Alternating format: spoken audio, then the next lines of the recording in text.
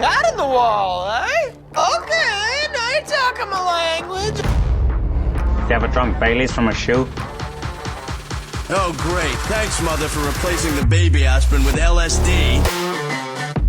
How much you want to make a bet I can throw a football over the mountain? We're going to finally move away from Ohio State football for once in our lives, because I guess there's other things on earth. Talk about Ohio State basketball here with the Haas. I'm just Matt, and this is the View from C-Deck. Like, subscribe, and comment as we go in to talk about John Diebler's, or Jake Diebler's team, Buckeyes, coming off a hard loss to that team up north. One that wasn't totally unexpected. They're leading the Big Ten. They're very good. They're 2 7-footers, as expected against us, dominated. We haven't talked about Ohio State basketball ever on here. So, Jason, real quick, what are your thoughts on the team this year?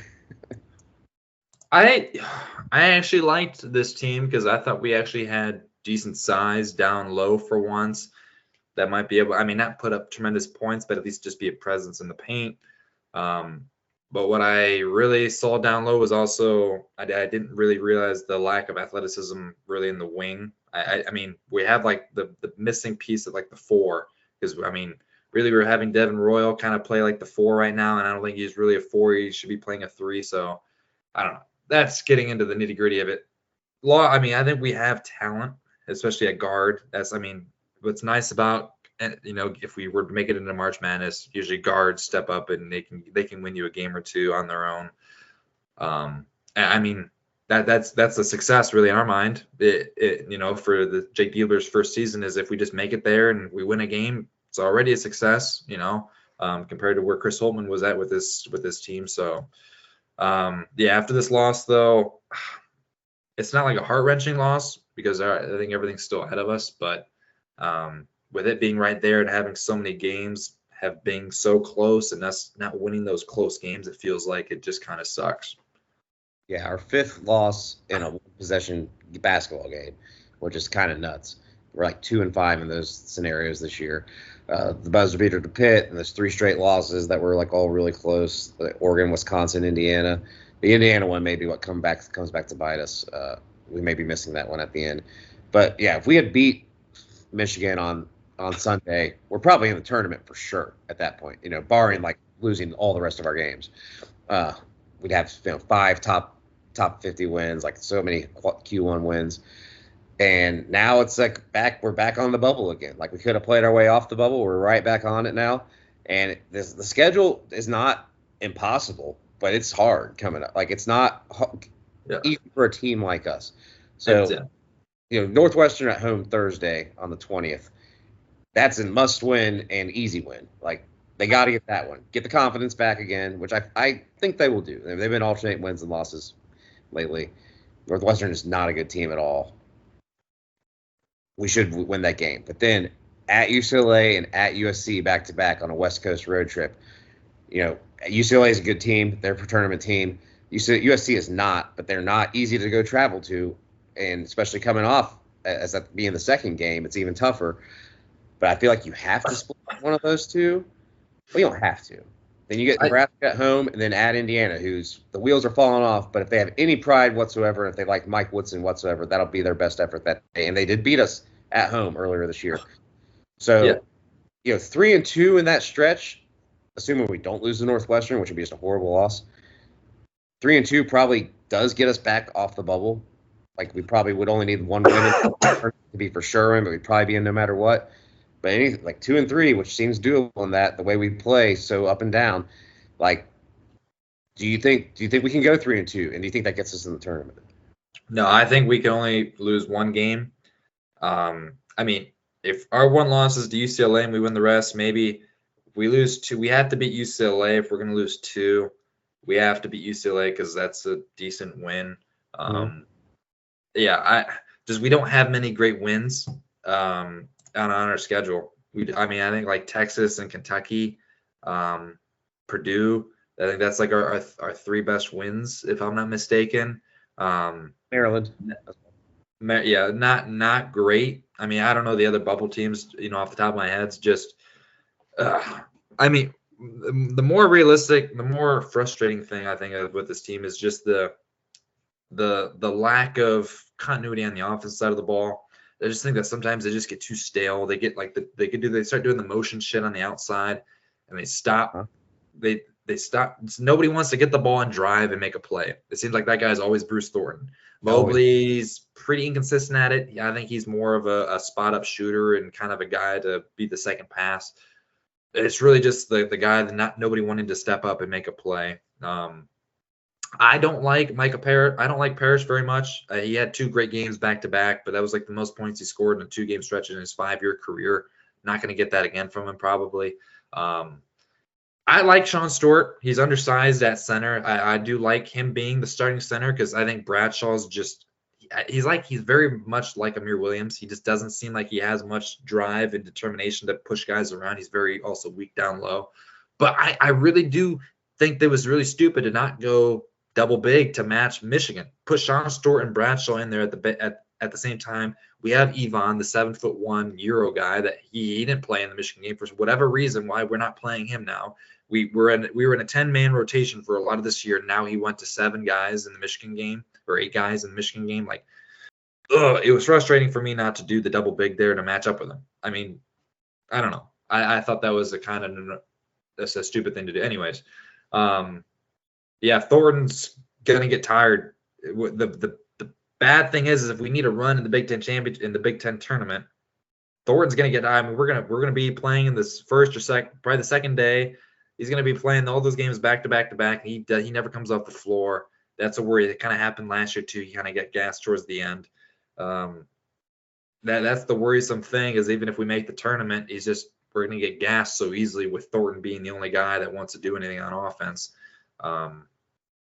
Yeah, I don't know what you kind of think of options on offense. I think Mobley and Royal are nice, but I just don't think that neither one of them creates their shot off the wing very much.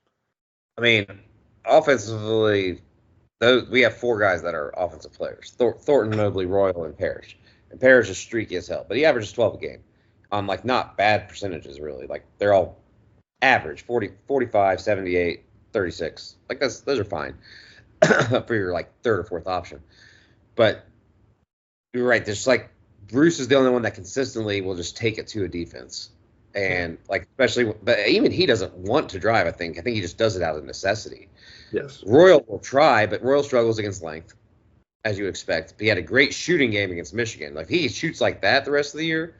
I mean, not 60% from 3. That's not going to happen. But if he keeps shooting like well from 3, reasonably well from 3, can hit the go 2 for 6 or something. He can really stretch out a defense then and give Bruce and everybody else more room to drive. We're not throwing it in the post, so I'm not worried about that getting spread out.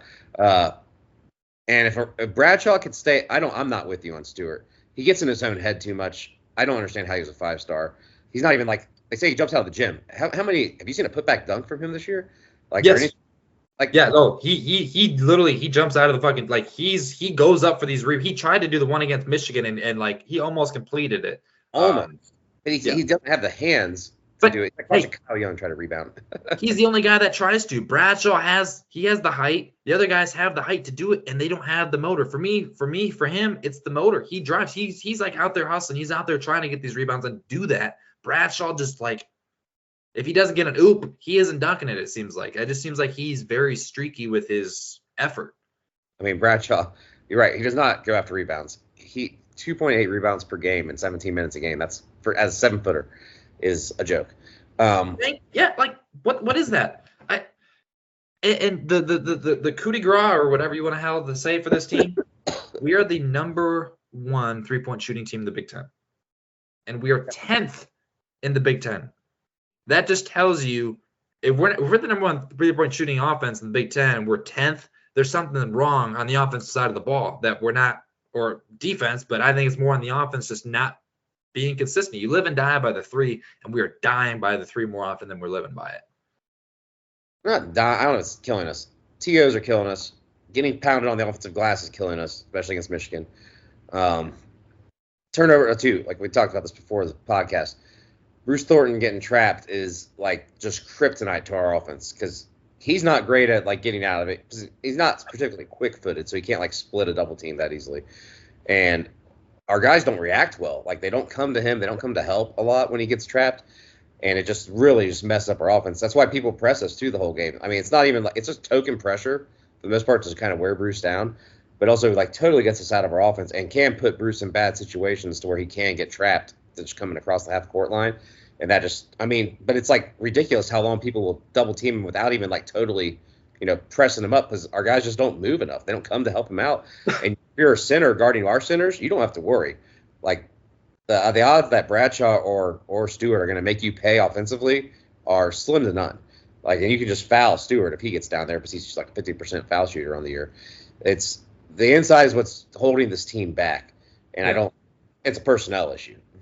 And the inside, but also I think Mobley is a little bit overrated in terms of a guard. Like the reason why they're doubling Thornton so much is nobody's respecting Mobley's ability to handle the ball. He gets the ball and he turns the ball over more often. A lot of times when he tries to drive the ball, he's not a very good ball handler attacking the rim. He's good at getting some space to make a three, but he's not good attacking the rim. So people are more than comfortable doubling Thornton, shading Mobley with another defender, and then letting anybody else be on the wing because they know they're not going to drive the ball. Like Parrish, when they get the ball, as long as there's a guy there with a hand in his face, they're not worried about him blowing by him on the dribble. So the only guy that they have to worry about on the dribble is Thornton, and that's a very big problem. Unless if Glover comes in, but he's never on the floor with Thornton, it seems like at the same time. I'll kind of disagree with you about Mobley there. He doesn't turn over that much. 1.4 turnovers a game in 27 minutes isn't bad. It's that he doesn't finish when he drives the lane. He shoots worse from two than he does from three. He's 41.8% from three on the year. He's 40% from the field, which means he's like 37% from two. So the thing is, you don't have to worry about him attacking the paint at all. And you're right. That's like it's not. So there's no punishment again to go out there and double on Bruce. Because he can't finish inside, and he's not. I mean, he's an okay passer. I think he's an okay ball handler. I think he's going to be really good in a couple of years. Yeah, he's a freshman. I'm not expecting him to be carrying the team, but I just think that he's a byproduct of us not having anybody else that can dribble the ball. Well, we had somebody, and he disappeared. Yeah, mental health shit. I guess once he comes back to Ohio, he has mental health stuff pop up. But whatever. Or did he play 10 games, which I think is like the minimum to redshirt, and wants to redshirt and transfer somewhere? I don't know. I think this is it. I think this is his 6th year, I think, right? No, he's got a redshirt still. Pretty sure. He came in COVID. Okay. He's got the COVID year he's already used, and then he could redshirt this year. He only played 10 games. That's what I think happened. But we don't know. Nobody said anything. Nothing comes up ever about it. But I didn't think he was playing particularly well at all. He was playing awful. So maybe it was mental health. I don't know. Either way, he's not coming. He's not walking through that door anytime soon. Mike Conley's not walking through that door anytime soon. I wish Greg Oden could walk through that door. That'd be awesome. If we had anybody maybe Amir Williams. Yeah, Amir can walk through the door to hell. But so, do you think we make the tournament though? And I think that's a win. Like I'm not upset with Diebler necessarily. First year, you're bringing in transfers at the 5 because you haven't recruited it well enough. That's not really on him. We got a really good 5 coming in next year. He's a little smaller, but really good, really high recruited guy out of Missouri. So maybe we get some help there, or we need some development of what we do have because both Bradshaw and Stewart are 5-star guys. Some development to get them to at least a passable player to turn this team around so much, even though we lose Thornton next year. But do we make the tournament this year? Haas, give it to me. Hold on. I got to look at, just give me like 10 seconds. Fine. I'll tell you this. No, we don't. Because I'm going to say we lose at least one, if not both of those road games at California. We haven't been a good road team over the last couple months. The last time we won at Penn State back then, but Jesus, Penn State's at Purdue. Terrible. We won at Purdue. I don't know. No, I'm gonna say we don't, and I'm not upset with us not making it. It's just I don't think it happens. I'll say we lose those 2 games too, but I say we make it. I say we win the other 3 and we get in maybe in the playing game. One of the playing games is 11 seed.